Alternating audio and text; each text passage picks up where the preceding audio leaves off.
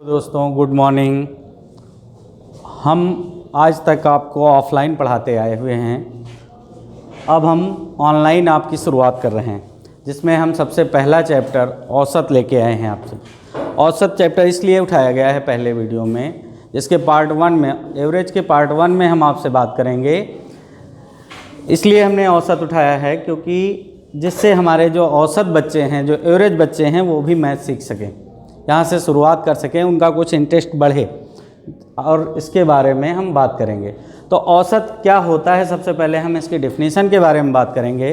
तो औसत क्या है, जैसे हमने कोई भी संख्याएं हमारे पास हैं 1 2 3 4, तो उनको हम जोड़ लेंगे और जितनी भी नंबर्स होंगे उनको भाग कर देंगे उनकी संख्या से, तो हमारा एवरेज पता चल जाएगा हमको। इसी क्रम में अगर हम किसी मजदूर को अपने घर पे काम करने के लिए लगाते हैं, या किसी भी व्यक्ति के, या हमारे घर में 5 सदस्य हैं, एक सदस्य 2 रोटी खाता है, दूसरा 3 रोटियां खाता है, तीसरा 4 खाता है, कोई 5 खाता है, तो हमें एक एवरेज निकालना पड़ता है कि महीने का राशन कितना लगेगा, या इस टाइप से कि 5 लोगों का एक दिन का राशन कितना, या कितनी रोटियां बनानी पड़ेंगी, तो एक एवरेज निकाल लिया जाता है उससे। तो उसको हम कहते हैं, जैसे मान लो हमने किसी मजदूर को काम पे लगाया, पहले दिन वो 2 रोटी खाता है, दूसरे दिन वो ज़्यादा भूखा है, वो 3 रोटी खाता है, तीसरे दिन वो 4 रोटी खाता है, और चौथे दिन 5 खाता है। उसको किसी और दिन और भूख लग गई तो वो ज़्यादा रोटियां खा लेता है, 6 रोटियां खा लेता है। तो अब हमें एक एवरेज निकाल के चलना पड़ेगा कि ये कितनी रोटियां खाता है, या कोई हमसे पूछ लेगा कि ये कितनी रोटियां खाता है, तो हम एक इसका औसत निकाल लेंगे, उसी हिसाब से बता पाएंगे कि कितनी। जैसे इनका हमें मान लो कि इन रोटियों का औसत निकालना हो कितना होगा, तो हम इनका योग करते हैं और इनकी संख्या से भाग कर देंगे जितने दिनों का आया होगा। तो यहाँ पे हमारा क्या है, औसत को भी यहाँ पे क्या है, 6 5 11 4 15 3 18 2 20। अगर हम चाहें तो इसको योग कर लें और इसके संख्या से कितने दिन हैं, 5 दिन हैं, तो इसको भाग कर देंगे तो एवरेज हमारा क्या आ जाएगा, 4 रोटी का आ जाएगा। औसत को मीन भी कह सकते हैं हम, है ना, माध्य। अगर यहाँ पे देखें हम, क्योंकि संख्या हमारी कितने दिनों की दी गई, 5 दिन दिए गए, तो 5 में 2 इधर निकल गए, 2 इधर निकल गए, तो बीच का जो हमारा है वो हमारा एवरेज हो जाएगा।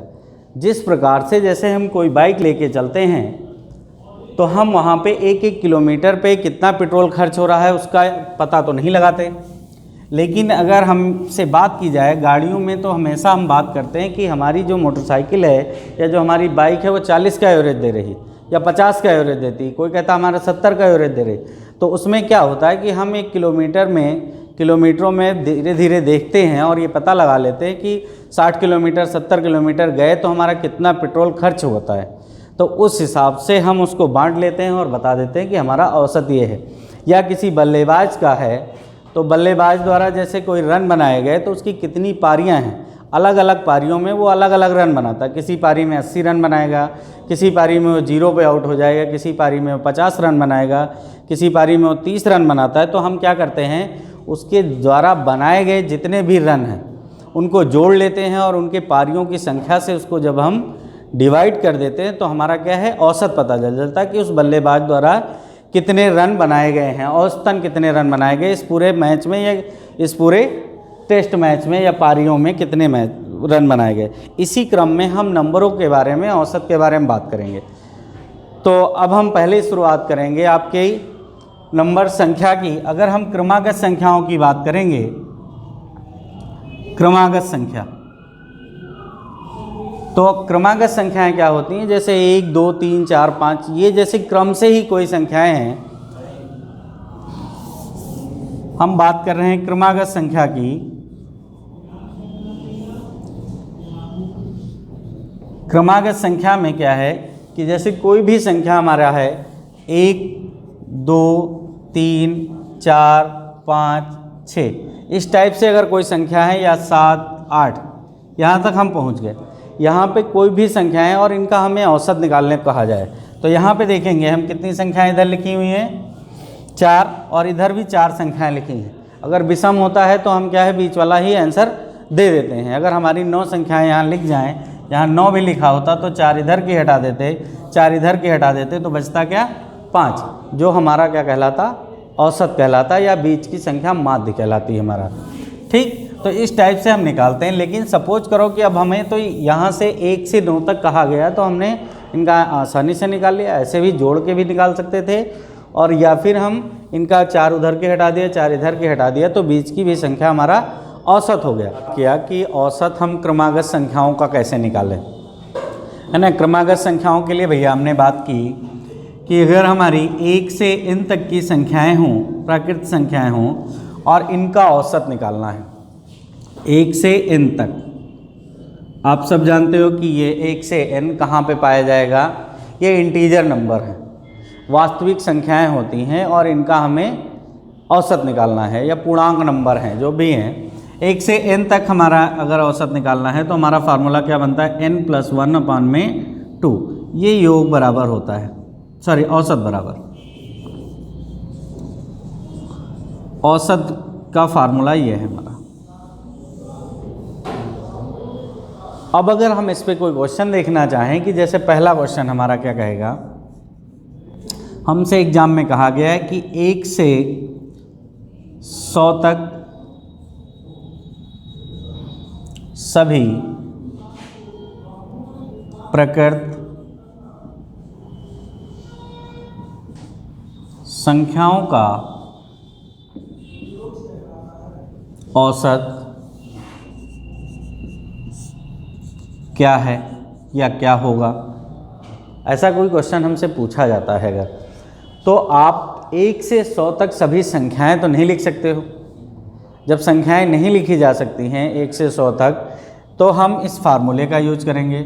तो औसत बराबर अभी हमने क्या लिखाया है आपको, n+1/2, n+1 और होल अपॉन में 2। यहाँ n का मान क्या है, लास्ट जो नंबर दिया गया है, जब 1 से दिया गया तो n का मान है 100 प्लस में 1 बटे में आपके पूरे के बटे में 2। इसको अगर हम देखें तो हमारा क्या हो जाएगा, 101 बटे में 2।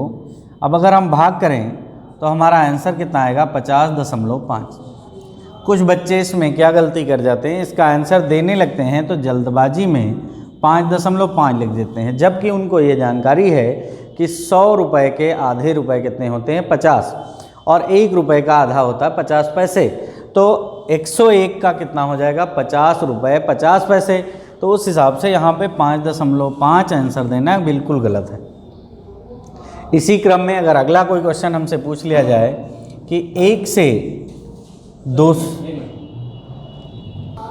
हाँ, तो अगला क्वेश्चन हमारा क्या है भैया कि 1 से 200 तक सभी प्रकृत संख्याओं का औसत क्या होगा। अगर हमें इसको निकालना, अभी हमने इससे पहले आपको एक क्वेश्चन कराया है 1 से 100 तक के लिए, यहाँ पे फार्मूला रफ हो गया है, तो यहाँ पे फिर से हम लिखे दे रहे हैं n+1/2। आप इसका यूज फिर से कर सकते हैं। 1 से 200 तक के लिए क्या करेंगे हम, यहाँ पे 200 + 1/2। इसका एवरेज कितना आ जाएगा, तो 200 रुपये का आधा 100 रुपये होता है, और 1 रुपये का आधा 50 पैसे, तो 100.5 आ जाएगा आपका, या 201 बटे में 2 भाग करेंगे तो 100.5 आ जाएगा। हाँ, तो भैया देखो ये इस क्वेश्चन का आपका आंसर आ गया। अब अगर हम यहाँ से देखें कोई अगला टॉपिक, अगले टाइप का क्वेश्चन उठाएं इसी नंबर में, क्योंकि ये तो था क्रमागत संख्या के लिए। अगर हमारी कोई सीरीज चल रही है, यही जो क्रमागत संख्याएं होती हैं ये हमारी समांतर श्रेणी में भी चलती है, एपी में भी पाई जाती क्रमागत संख्याएं। तो जैसे हमारी कोई संख्या हो 2 हो, 4 हो, 6 है, 8 है, 10 है, या ... इस तरीके से कोई संख्या हमारी लिखी हुई है, मान लो कि 150। 2, 4, 6, 8, 10 और ... 150, कोई संख्या 2 से 150 तक लिखी हुई है। तो इस सीरीज को अगर हम देखें तो 2 तरीके से देख सकते हैं। एक तो पहला तरीका ये है कि ये सम संख्याएँ लिखी हुई हैं, दूसरा तरीका है कि ये एपी में लिखी हैं, है ना, ये लिखी हुई हैं अरिथमेटिकली प्रोग्रेशन में लिखी हुई हैं, या आपका क्या समांतर श्रेणी में लिखी हुई हैं। ठीक, तो समांतर श्रेणी में क्या है, आपको SN बराबर एक फार्मूला पढ़ाया गया A + L/2, n/2 n × A + L/2। अगर हमें कोई संख्याएं दी जाएं जिनका पहला पद पता है और अंतिम पद पता हो, तो हमें योग निकालना हो उनका, तो उसके लिए फार्मूला बताया गया Sn बराबर n into a plus L by two. हम इतना फार्मूला नहीं पढ़ेंगे क्योंकि हमें औसत निकालना है, तो एवरेज बराबर क्या पढ़ लेंगे a plus L by two. अंतिम पद और प्रथम पद, हमारा अंतिम पद क्या है 150 और पहला पद क्या है 2, तो अपॉन में 2 करेंगे तो हमारा कितना आ जाएगा 76। अब यहाँ पे देख लेंगे, यहाँ पे इसका कितना हो जाएगा, अगर हम ऐड कर दें तो 152 अपॉन में 2, तो 2 से डिवाइड करेंगे तो 76 आ जाएगा। यही हमारा आंसर है। अब इन क्वेश्चनों को लगाने में हमें ज़्यादा भी समय नहीं लगेगा, मात्र 10 सेकेंड का काम है, या आप देखते भी आंसर दे सकते हो। आपको कुछ नहीं करना है, इसको और इसको जोड़ना है और उसका आधा कर देना है, हमें आंसर मिल जाएगा। अब इसी में आगे अगर हमें क्रमागत सम संख्याएं कही गई, विषम संख्याएं कही जाएं, जो भी कही जाएं, तो हम इस फार्मूले से उसका आंसर दे सकते हैं। तो हमारा क्वेश्चन अगला है कि 1 से 200 तक सभी प्रकृत सम संख्याओं का औसत क्या होगा। तो अभी हमने अगले क्वेश्चन में एक फार्मूला बताया था कि हम क्या लगा सकते हैं a plus L by two, ये कर सकते हैं। अब चूंकि हमसे 1 से 200 तक की सभी प्रकृत सम संख्याओं का औसत पूछा है, तो हमारी 1 जो है वो कोई सम संख्या तो है नहीं, तो हमारी सम संख्या कहाँ से शुरू होगी, 2 से शुरू होगी, और लास्ट में हमारी सम संख्या क्या मिलेगी 250 मिलेगा और बटे में 2 हो जाएगा। तो आपका यहाँ से आंसर कितना हो जाएगा 252 बटे में 2, तो ये कितना आ जाएगा 2 एकम 2, 2 दूनी 4, 2 छक 12, 126 आंसर आ जाएगा। ये आपका अपना तरीका है ना। जैसे ट्रिक में बात करें तो हमें कुछ नहीं करना है, हमारे पास एक अगला फार्मूला आएगा n/2 + 1। ये होता है किसी भी कहीं तक अगर क्रमागत 1 से 100 तक, 1 से 200 तक, 1 से 500 तक, 1 से 150 तक, 1 से 120 तक सभी सम संख्याओं के जब एवरेज की बात करी जाएगी, तो आपको कुछ नहीं करना, जो भी मैक्सिमम नंबर दिया जाए उसको आप 2 से डिवाइड कर देंगे और उसमें 1 ऐड कर देंगे, तो हमारा क्या आ जाएगा, कितना आएगा यहाँ पे 100 प्लस में 1 आ जाएगा, यानी 101 आ जाएगा। तो हमारा आंसर क्या आया 101। तो इस टाइप से भी हम इसको मात्र 10 सेकंड में आंसर दे सकते हैं। हमें कुछ नहीं कहा गया, हमें कहा जाए 1 से 500 तक की सभी सम संख्याओं का औसत क्या होगा, तो 500 का आधा होगा 250 और 1 जोड़ देंगे उसमें तो 251, या आधा करने के बाद 1 जोड़ेंगे। तो ये हमारा फार्मूला बना इसमें। यदि हमारा अगला क्वेश्चन इसी क्रम में पूछ लिया जाए, कोई भी दूसरी संख्या ले ली जाए कि 1 से 250 तक या 1 से 120 तक, मान लिया कि हमने ले लिया 1 से 315 तक सभी सम संख्याओं का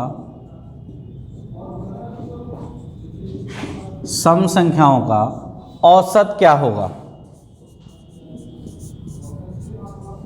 औसत क्या होगा। तो हमारा क्या होगा, अब यहाँ पे देखेंगे ऐसा क्वेश्चन अगर पूछ भी लिया जाता है तो ना तो 1 हमारी सम संख्या है, ना तो हमारा 315 कोई सम संख्या है, तो हम 315 के पहले वाली जो सम संख्या होगी वो सम संख्या लेंगे। लास्ट में कितना है 314 हमारी सम संख्या हो जाएगी, उसको अपॉन में 2 करके +1 कर देंगे, तो हमारा ये आपको आंसर मिल जाएगा। कितना आ जाएगा 1 आएगा, 2 एकम 2, फिर 1 10 11 हुआ, 2 पंचे 10, 2 सत्ते 14 + 1, तो हमारा कितना हो जाएगा 158। ये हमारा आंसर आ जाएगा। किसमें किसी को कोई समस्या आ रही हो, कोई बात अगर ना समझ में आ रही हो तो कमेंट बॉक्स में लिखकर बताएं। अब अगला हमारा क्वेश्चन देखेंगे हम। तो यदि हमसे ये कहा जाए कि प्रथम n सम संख्याओं का औसत क्या होगा। इसका आंसर हम 1 सेकंड में भी दे सकते हैं। यहाँ पे आपको कुछ नहीं करना है, इसके लिए फार्मूला क्या बनता है, n+1 एवरेज बराबर जितने नंबर कहे जाए उसमें एक जोड़ देंगे। अगर सम संख्या की बात करें तो हम 1 सेकंड में बिना पेन कॉपी उठाए हम आंसर दे सकते हैं। जैसे हमारा क्वेश्चन अगर हो कि प्रथम 100 सम संख्याओं का औसत क्या होगा, तो हमारा आंसर क्या आएगा 101। 100 प्लस में 1 कर देंगे तो हमारा 101 आ जाएगा। तो हम देखते ही ऑप्शन देखते ही टिक कर देंगे, हमें 1 भी सेकंड नहीं लगेगा। बाकी अगर हम देखें 1 से n तक की या प्रथम n सम संख्याओं की बात करें तो हमें 1 से 200 तक जाना पड़ेगा। अगर हम इससे पहले वाला जो फार्मूला लगाए हुए हैं तो वहाँ और इसमें क्या डिफरेंस है कि वहाँ जाके अगर 1 से n तक कहा जाए तब हम वो यूज करते हैं और उसमें क्या करते हैं n/2 + 1 करते हैं, जबकि यहाँ पे क्या है हम डायरेक्ट n+1 कर देते हैं। सेम वही चीज़ है कि ये प्रथम 100 कही गई तो इनके लिए कहाँ तक जाना पड़ेगा, 200 तक 200 तक जाना पड़ेगा। 200 का अगर आधा करोगे तो तभी 100 सम संख्याएँ मिलेंगी और उसमें एक हम जोड़ देंगे तो हमें 100 + 1 मिल जाएगा, मतलब 101 हमारा क्या है आंसर आ जाएगा। 1 भी सेकेंड का समय नहीं लगेगा। इसी में यदि आगे हमसे ये कहा जाए कि 1 से n तक सभी विषम संख्याओं का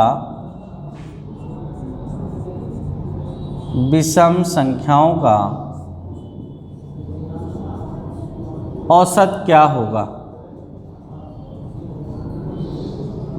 तो हमारा क्या फार्मूला इसके लिए बनता है। इसके लिए फार्मूला वही है जो हम क्रमागत संख्याओं के लिए लिखाए हुए हैं। क्या अंतर है फिर दोनों में सिर्फ इतना फ़र्क है कि वहाँ पे जो n लेते हैं लास्ट नंबर लेते हैं, यहाँ पे क्या है कि n जो है वो आपका क्या है जो सबसे बड़ी विषम संख्या है, विषम संख्या रखते हैं। जैसे हमारा क्वेश्चन है 1 से 150 तक सभी विषम संख्याओं का औसत क्या होगा। जो लोग लिख रहे हैं वो आगे लिख लेंगे क्वेश्चन को। 1 से 150 तक सभी विषम संख्याओं का औसत क्या होगा, तो हम देखेंगे कि 150 जो लिखा हुआ है वो हमारी विषम संख्या नहीं है, ये हमारा सम संख्या लिखा है, ऑड नंबर नहीं है, इवन नंबर लिखा हुआ है। तो हम यहाँ पे जो फार्मूला हमें बताया गया है वहाँ पे इवन नंबर लिखेंगे, यानी 149 + 1/2, मतलब कितना आ जाएगा, यहाँ पे 150 हो जाएगा, उसका हाफ करेंगे तो कितना आ जाएगा 75 हो जाएगा। ये हमारा आंसर आ जाएगा। इसको करने में तनिक भी समय नहीं लगेगा आपका। अब अगला क्वेश्चन देखेंगे हम। इसमें भी हम अगला क्वेश्चन देखेंगे इसी क्रम में। अगर संख्याओं में ही बात करी जाए कि जैसे हमने प्रथम सम संख्या के लिए बात किया तो इसी तरीके से हम बात करेंगे प्रथम n विषम संख्या के लिए कि इनका औसत क्या होगा। प्रथम n विषम संख्याओं का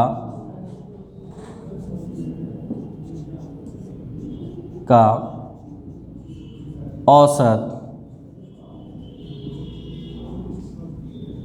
क्या होगा। जिनको नहीं दिख रहा है तो वो केवल आवाज़ सुन के ही अपना लिख सकते हैं। प्रथम n विषम संख्याओं का औसत क्या होगा, तो हमारे पास फार्मूला है n,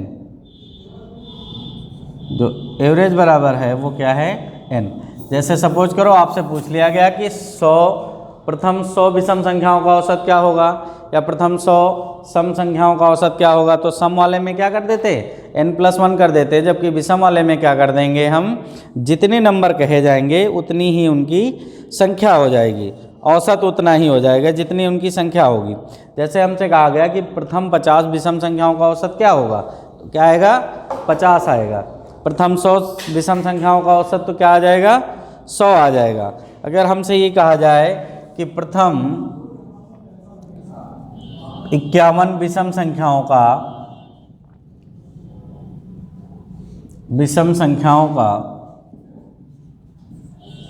औसत